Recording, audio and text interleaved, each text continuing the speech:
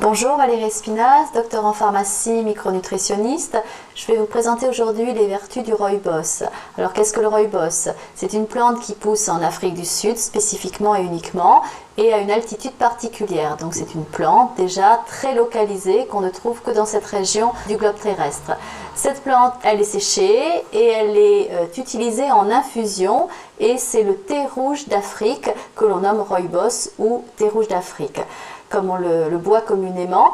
La particularité, c'est que cette plante est très riche en antioxydants, de nombreux antioxydants dont l'aspalatine qui est un antioxydant qui est unique dans le rooibos et qui a des vertus très antiradicalaires. Qu'est-ce que ça veut dire? Que ça prévient énormément le vieillissement cellulaire au niveau de toutes les cellules de notre organisme, que ce soit les cellules cardiaques, les cellules musculaires, les cellules de la peau. Bien sûr, cette préparation ne contient pas que des antioxydants, elle est riche en sels minéraux et en oligoéléments. Elle contient notamment du fer, du calcium, du magnésium, du sélénium et beaucoup d'autres sels minéraux comme le sodium, le chlore et le potassium.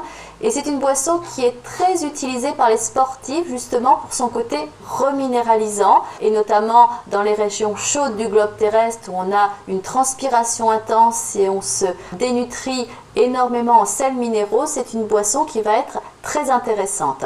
Le rooibos, bien sûr, contient des substances qui vont être diurétiques, donc qui vont favoriser l'élimination de l'eau. Et donc pour toutes ces raisons, le rooibos est une boisson santé. Pourquoi également le rooibos est intéressant? Il a deux particularités, donc toutes les substances qu'il contient, celles que je viens de vous décrire au sens large, et aussi celles qu'il ne contient pas, puisque tous les autres thés contiennent de la théine ou de la caféine, c'est à peu près la même chose. Eh bien, le rooibos a la particularité de ne pas en contenir. Quel va être l'intérêt dans ce cas-là du rooibos? Eh bien, c'est de pouvoir être consommé par tout le monde, du plus jeune enfant au plus âgé, et surtout à toute heure de la journée, c'est-à-dire du matin jusqu'au soir où on va se coucher. On n'aura aucun effet secondaire lié à ce taux de caféine qui peut être élevé dans certaines infusions d'autres thés et on va pouvoir le consommer vraiment tardivement dans la journée sans effet excitant. Donc ça, c'est le premier élément que le rooibos ne contient pas. Le deuxième élément que le rooibos ne contient pas, ce sont tous ces tanins que l'on trouve en règle générale dans les thés, et le thé vert en particulier. Le tanin, quel est son avantage, son inconvénient? L'inconvénient surtout, c'est de limiter l'absorption de certaines substances contenues dans d'autres aliments. Notamment, les tanins vont complexer le fer en particulier pour le complexer sous forme chimique au niveau digestif et l'éliminer sans qu'il soit absorbé.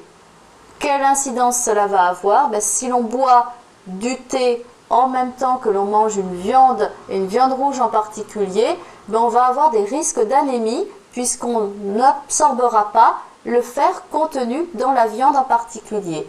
Avec le rooibos, on n'aura pas cet inconvénient puisqu'on pourra consommer cette boisson tout au long de la journée et au cours des repas sans interférence avec l'absorption d'autres éléments. Donc pas de risque d'anémie avec la consommation de rooibos au cours du repas.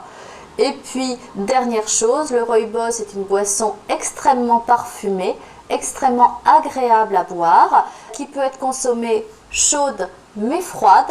Froide, elle est également très parfumée, donc ça peut être une boisson de l'été très facile à consommer. Elle a même des saveurs fruitées extrêmement agréables. Donc pour toutes ces raisons, le rooibos est une boisson que l'on peut substituer au thé que l'on a l'habitude de prendre, voire au café, puisque le rooibos peut être infusé très longtemps et se concentrer et donner une préparation très colorée, très dense, qui se rapproche presque du café. Donc on peut l'infuser légèrement, on est plus sur une boisson type tisane comme le thé, ou l'infuser de manière prolongée pour avoir une préparation type café. Voilà toutes les vertus et tous les avantages du rooibos à découvrir sans modération.